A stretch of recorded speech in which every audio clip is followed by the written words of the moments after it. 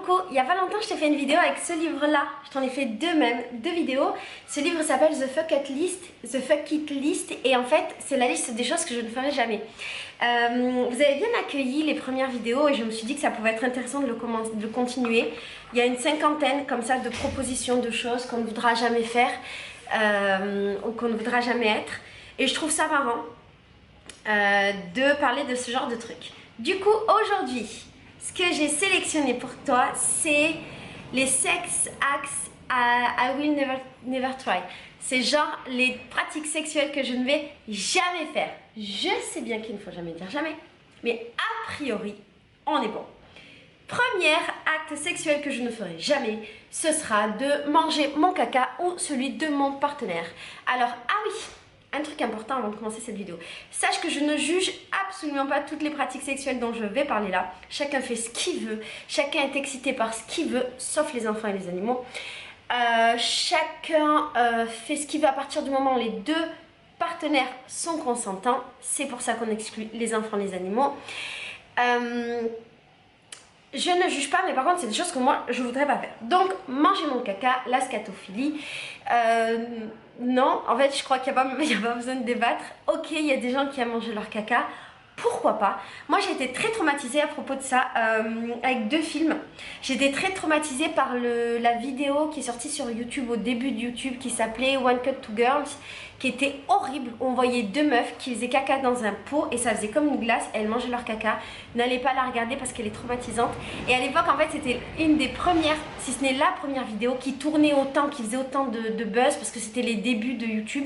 Je sais même pas si c'était sur YouTube d'ailleurs, je suis même pas sûre. En tout cas c'était le début de ces vidéos virales sur internet.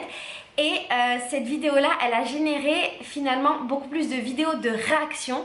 Et ce qui était trop marrant c'était de voir la réaction des gens qui regardaient cette vidéo pour la première fois. Moi-même j'ai été filmée pendant ma réaction, la vidéo n'est pas sur internet. Mais j'étais dégoûtée. Cette vidéo est écœurante. La deuxième c'est quand j'étais jeune, j'avais la télé dans ma chambre et j'étais tombée sur un film porno. Enfin c'était pas vraiment un film porno, c'était un film scato. Je sais pas comment je suis tombée sur ça, je crois que c'était... Je sais pas si c'était sur Arte ou sur le câble, je saurais pas dire, c'est il y a trop longtemps, j'étais vraiment jeune, je devais avoir 15 ans grand max.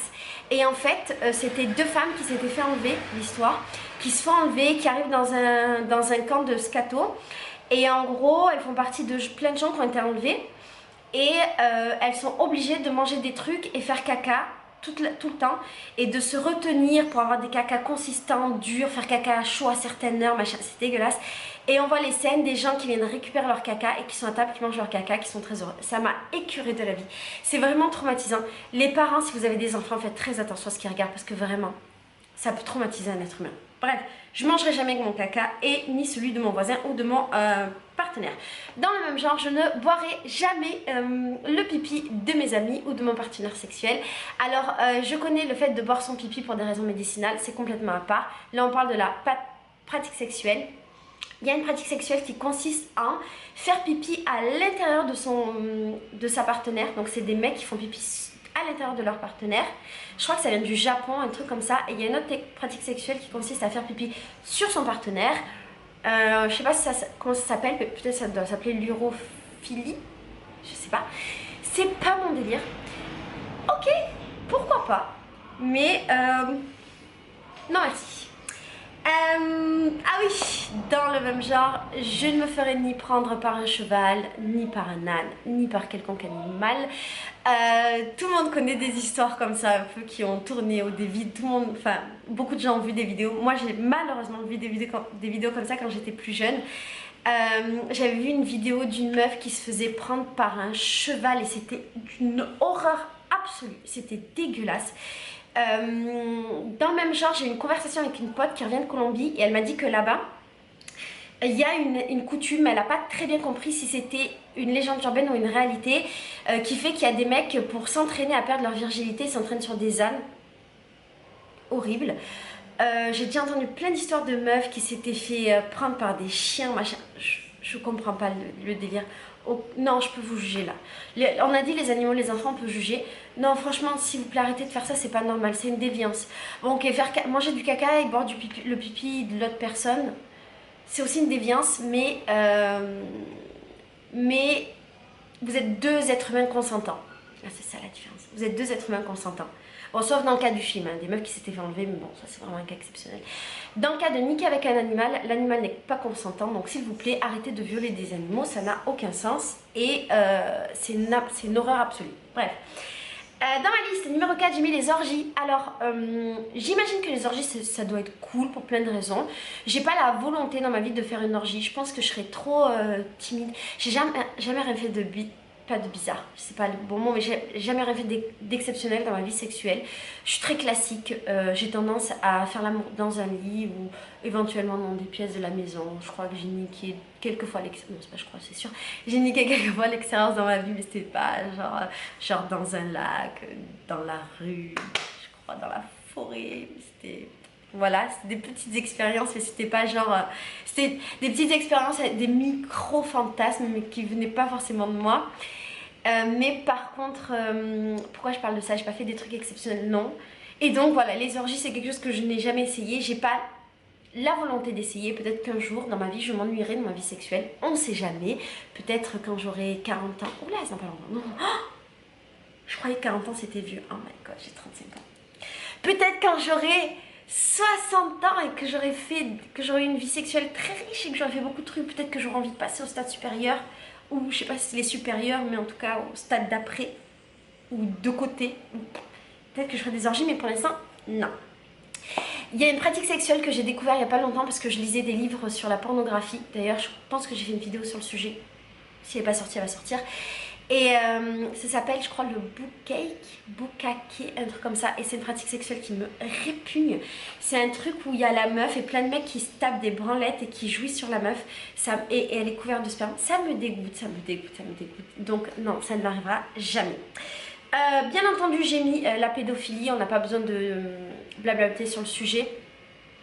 Ensuite, le fistage. Alors le fistage, c'est la pratique sexuelle qui consiste à rentrer une main et le poing, voire plus, dans les orifices d'une autre personne.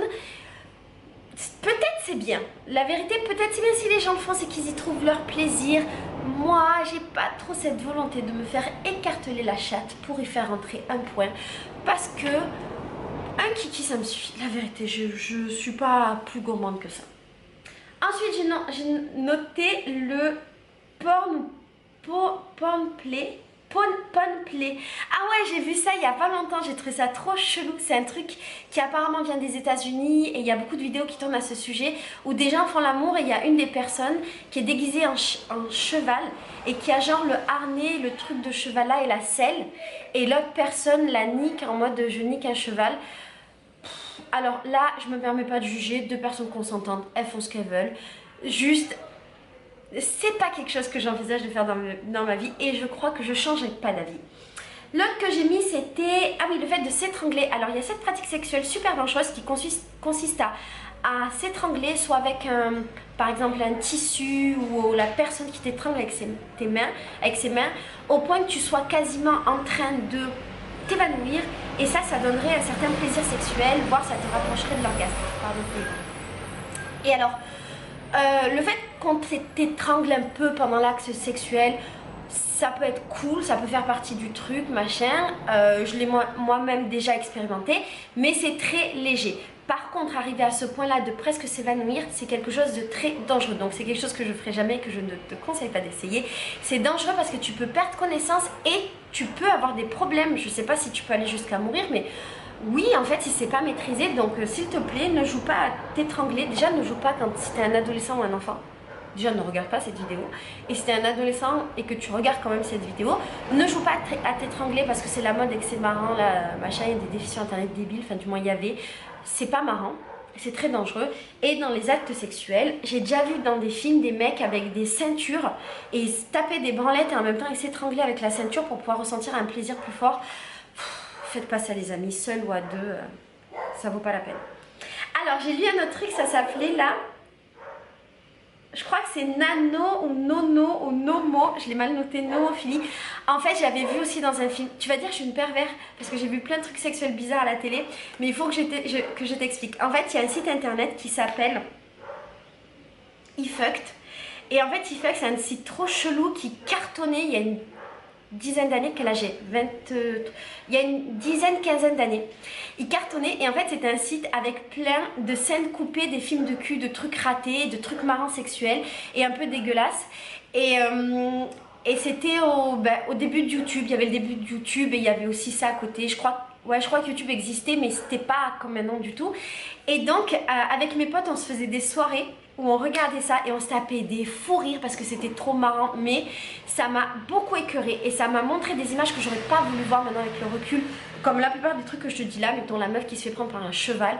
Franchement je me serais peut-être mieux portée dans ma vie si je l'avais pas vu.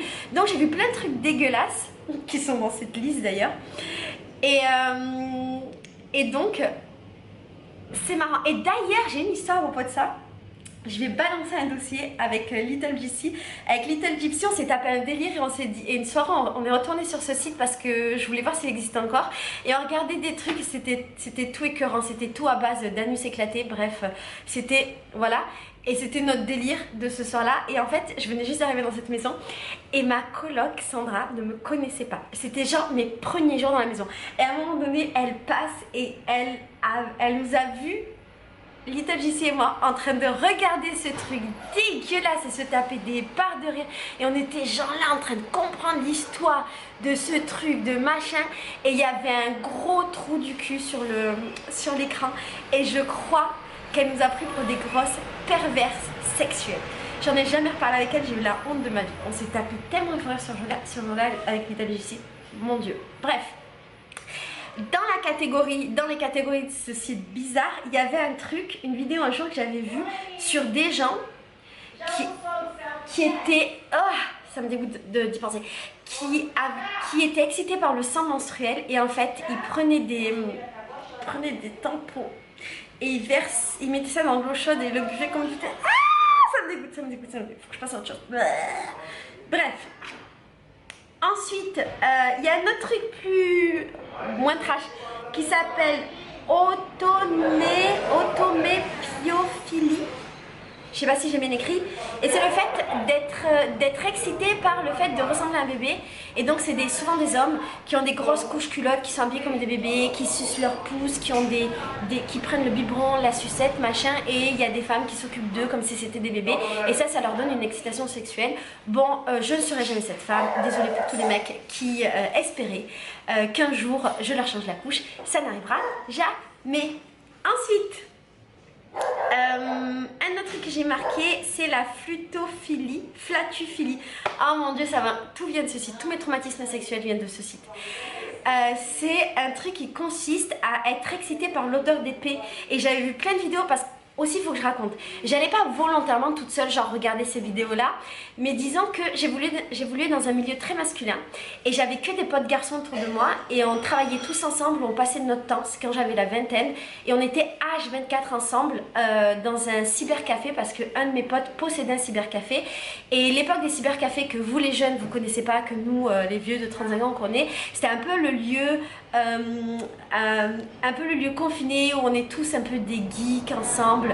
T'avais les geeks qui jouaient aux jeux vidéo, les geeks qui faisaient plein de trucs de geeks, il n'y avait pas trop de lumière, il y avait de la musique fort, on fumait des cigarettes, enfin moi je fume pas, ou les gens fumaient des joints, c'était une ambiance un peu, on buvait machin, bon, moi je buvais pas non plus, mais bref c'était une ambiance particulière que moi j'ai adoré à cette époque, j'ai plein de nostalgie de cette époque, même si c'est plus mon délire.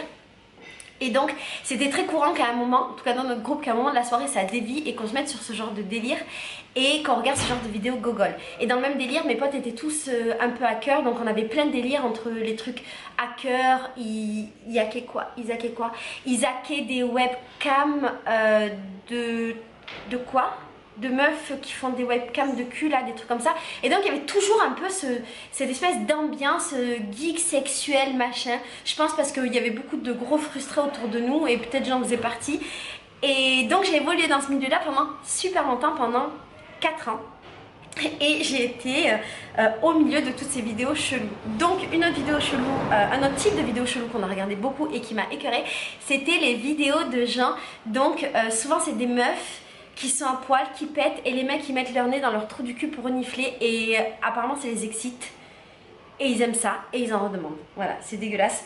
C'est pas dégueulasse, je veux pas juger, chacun fait ce qu'il veut avec son trou du cul, chacun fait ce qu'il veut avec son nez et met son nez, son trou du cul où ils veulent. Encore une fois, si les deux personnes sont consentantes, Moi, ça ne me concerne pas, juste c'est pas mon délire. Voilà, je t'ai fait la liste des sex acts que je ne ferai pas. J'en avais noté d'autres, mais je les ai pas notés en mode je les ferai pas, je les ai notés en mode j'ai pas trop la volonté, mais pourquoi pas un jour quand j'aurai plus d'idées sexuelles. J'ai noté les pleins à 3, j'ai jamais fait de plein à 3. Je t'ai dit j'ai une vie sexuelle ultra basique, j'ai jamais fait plein à 3, ni avec de meufs, ni avec de mecs.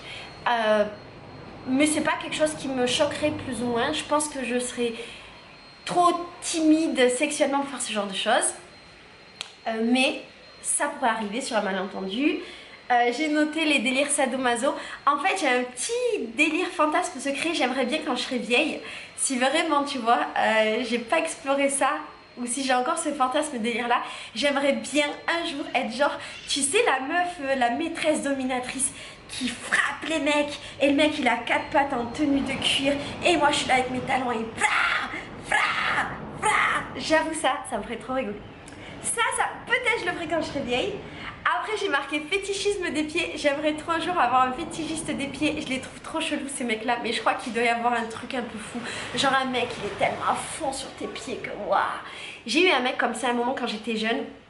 Il était passionné par mes pieds, il embrassait mes pieds, il léchait mes pieds tout le temps quand on faisait l'amour, et je trouvais ça trop ouf. Je trouvais ça chelou, mais en même temps qu'un homme ait une passion pour une partie de mon corps qui m'intéressait pas vraiment à la base, je trouvais ça magnifique. Donc je l'ai marqué. Et après j'ai marqué vendre mes culottes sales sur internet. Alors ça c'est pas un fantasme du tout, mais je me suis toujours dit que si un jour je suis en galère, je suis dans la merde, j'ai pas d'argent, j'ai aucune autre solution, ce qui devrait pas arriver. J'ai aucune autre solution, je m'en balèque, je vends mes culottes sales sur internet et je me sors de la merde. Voilà, je t'ai révélé tous mes actes sexuels que je ne ferai jamais. N'hésite pas à me dire dans les commentaires toi aussi s'il y a des actes sexuels chelous que tu sais pertinemment que tu ne feras jamais dans ta vie. Beijo, dis-moi si t'aimes ce livre, moi je l'aime bien, je le trouve marrant. Ciao ciao.